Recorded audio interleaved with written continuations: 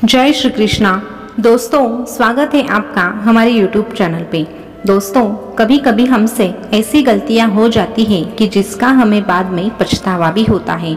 होता क्या है कि हम पहले तो भगवान की भक्ति नहीं करते हैं और अच्छा क्या बुरा क्या ये हमें समझ में नहीं आता, लेकिन जैसे जैसे हम भगवान कृष्ण की भक्ति करने लगते हैं तभी वैसे वैसे हमें अच्छे कर्म बुरे कर्म, अच्छी बातें बुरी बातें ये सब कुछ समझ में आता है।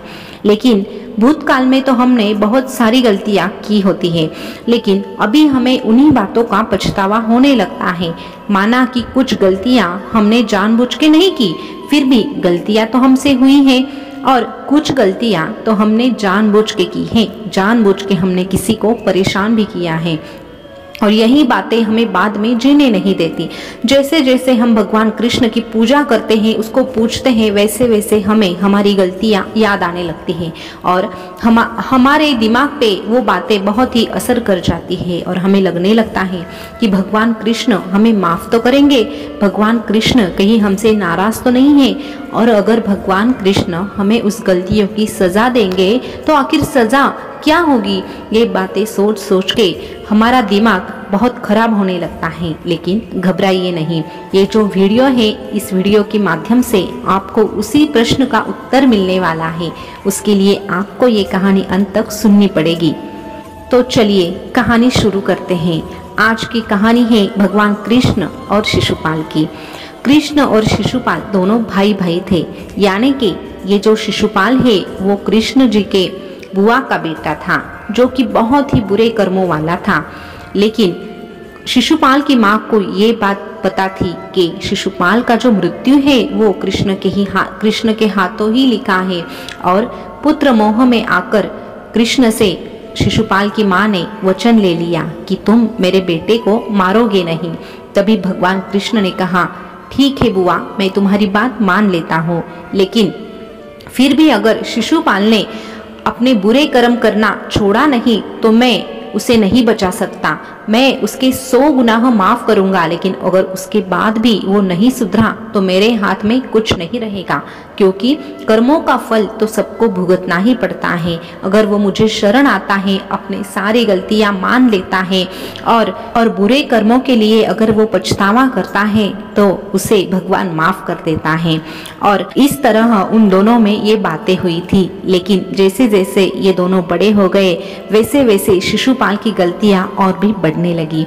एक दिन हस्तिनापुर में राजसूय यज्ञ था। युधिष्ठिर को राजा घोषित करने वाले थे। तभी सारे राजा महाराजा उस सभा में शामिल थे। वहां पे भगवान कृष्ण भी थे और शिशुपाल भी था। शिशुपाल को कृष्ण पे बड़ा ही गुस्सा आ रहा था, क्योंकि शिशुपाल का विवाह रुक्मिणी से होने वाला था, जो कि भगवान कृष्ण के साथ हुआ। और उस दिन से तो शिशुपाल के मन में कृष्ण के प्रति और भी कटुता निर्माण हो गई थी। इसी दौरान कृष्ण को उस सभा में प्रमुख अतिथि के रूप में स्वीकार कर लिया, और जैसे ही कृष्ण को प्रमुख अतिथि के रूप में उसका स्वागत किया तो ये बात शिशुपाल को बिल्कुल भी अच्छी नहीं लगी, और वो खड़ा हो गया और कृष्ण के बारे में बहुत भला बुरा कहने लगा। ये सारी बातें सब लोग सुन रहे थे। तभी भगवान कृष्ण ने कहा कि शिशुपाल, अभी भी वक्त है, ठहर जाओ, और आगे एक अगर गलती तुमने की तो तुम्हारे लिए ये बात अच्छी नहीं होगी। फिर भी शिशुपाल ने उसकी एक बात नहीं मानी। फिर भी आखिर में जब उसकी आखिरी गलती पूरी होने वाली थी तभी भगवान कृष्ण ने कहा, शिशुपाल, अब भी वक्त है, मुझे शरण आ जाओ। अगर तुम अपनी गलतियां मानते हो तो मैं तुम्हें माफ कर दूंगा, लेकिन अगर तुमने अपनी गलती नहीं मानी तो आज तुम्हारा मृत्यु होने से कोई नहीं रोक सकता। लेकिन शिशुपाल ने कोई भी बात नहीं सुनी, और देखते ही देखते उसकी 100 गलतियां पूरी हो गई। और जैसे ही उसकी 100 गलतियां पूरी हो गई वैसे ही भगवान कृष्ण का सुदर्शन चक्र जो था वो सीधा उसके गले पे चल पड़ा, और इस तरह शिशुपाल की मृत्यु हो गई। तो दोस्तों, इस तरह शिशुपाल का अंत हो चुका। इस कहानी से हमें बस यही सीख लेनी है कि भगवान तो दयालु है। हम जितनी गलतियां करते हैं, अगर उस गलतियों को हम मानते हैं और उस गलतियों को हम दोहराते नहीं हैं तो भगवान हमें माफ कर ही देते हैं। लेकिन फिर भी अगर हम बुरे कर्म चालू ही रखते हैं, भगवान से एक तरफ माफी मांगते हैं और दूसरी तरफ हमारे जो बुरे कर्म है वो हम करते ही जाते हैं, तो भगवान हमें कभी भी हमारी गलतियों के लिए माफ नहीं करेंगे। इसीलिए भगवान को शरण जाना ही हमारे लिए उचित है। और जब हम भगवान को शरण जाते हैं तब हमारी सारी गलतियां भी माफ हो जाती है। बस हमें भगवान से यही कहना है कि भगवान जी, भूतकाल में जो मेरे हाथों से हुआ है उसके लिए आप मुझे माफ कर देना, क्योंकि मैं मेरा भूतकाल बदल नहीं सकता, लेकिन मेरा वर्तमान और मेरा जो भविष्य है वो मेरे हाथ में है और इसमें मैं जानबूझ के एक भी गलती नहीं करूंगा। मेरी वजह से मैं किसी का नुकसान भी नहीं होने दूंगा। और अगर आप ऐसा करते हैं तो भगवान कृष्ण आपके हाथों से हुई हर एक गलती माफ कर देते हैं। तो दोस्तों, इस कहानी से आपको आपके सवाल का जवाब मिल चुका होगा।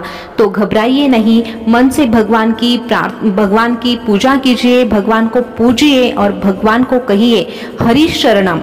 हरि शरणम यानी कि भगवान मैं तुम्हें शरण आता हूँ। और इस तरह भगवान का आपके साथ आशीर्वाद कायम रहेगा। तो दोस्तों, ये कहानी आपको कैसे लगी कमेंट करके ज़रूर बताइएगा। और ऐसी ही कहानियाँ सुनने के लिए हमारे चैनल को सब्सक्राइब कीजिएगा। फिर मिलेंगे नई कहानी के साथ, नई उम्मीद के साथ। तब तक के लिए बोलते रहिए जय श्री कृष्णा, जय श्री कृष्णा। शुक्रिया।